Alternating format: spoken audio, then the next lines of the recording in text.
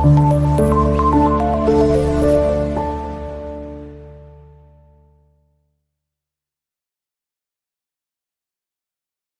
விவசாய சின்னம் கிடைக்கலனா சிக்கல்.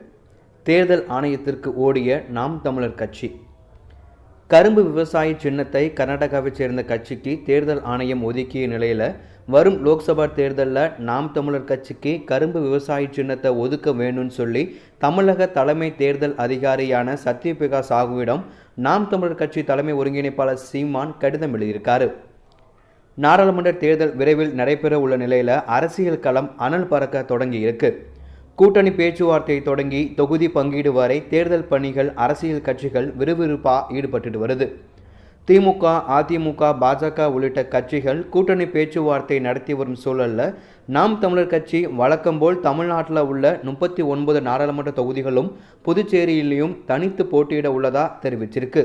தமிழ்நாட்டில் சில நாடாளுமன்ற தொகுதிகளுக்கான வேட்பாளர்களை அறிவித்துவிட்ட நாம் தமிழர் கட்சி தலைமை ஒருங்கிணைப்பாளர் சீமான் விரைவில் அனைத்து தொகுதிகளுக்கும் வேட்பாளர் பட்டியல் வெளியிடப்பட உள்ளது. வேட்பாளர்கள் பெயருடன் கரும்பு விவசாய சின்னத்திற்கு ஓட்டு கேட்டு நாடாளுமன்ற தேர்தலுக்கான பணிகளை முதல் கட்சியாக நாம் தமிழர் கட்சி தொடங்கிவிட்டது. கடந்த தேர்தல்களில் நாம் தமிழர் கட்சிக்கு கரும்பு விவசாய சின்னம் வழங்கப்பட்ட நிலையில் தற்பொழுது அதே சின்னத்தில் போட்டியிட தயாராகி வருது. ஆனால் கர்நாடகா மாநிலத்தைச் சேர்ந்த பாரதிய பிரஜா ஜாக்கியதா என்ற கட்சிக்கு தேர்தல் ஆணையம் கரும்பு விவசாய சின்னத்தை ஒதுக்கி இருக்கு.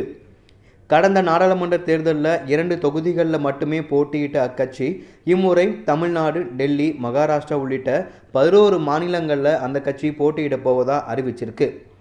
நாம் தமிழர் கட்சி கேட்டு பெற இருந்த கரும்பு விவசாய சின்னத்தை வேறு ஒரு கட்சிக்கு இந்திய தேர்தல் ஆணையம் ஒதுக்கி உள்ளதால் நாம் தமிழர் கட்சிக்கு கரும்பு விவசாய சின்னம் கிடைக்காத சூழல் ஏற்பட்டிருக்கு. இந்த நிலையில் நாம் தமிழர் கட்சிக்கு கரும்பு விவசாய சின்னத்தை ஒதுக்கீடு செய்யணும்னு கோரி நாம் தமிழர் கட்சியினுடைய வழக்கறிஞர் பிரிவு செயலாளர் சங்கர் மாநில தலைமை தேர்தல் அதிகாரி சத்யபிரதா சாகுவிடம் மனு அளிச்சிருக்காங்க. அப்போது சீமான் எழுதிய கடிதத்தையும் தலைமை தேர்தல் அதிகாரியிடம் வழங்கியிருக்காங்க. தேர்தல் ஆணையத்தின் முடிவை பொறுத்தே நாம் தமிழர் கட்சிக்கு மீண்டும் கரும்பு விவசாய சின்னம் கிடைக்குமா அல்லது வேறு சின்னம் ஒதுக்கப்படுமா என்பது தெரிய வரும்.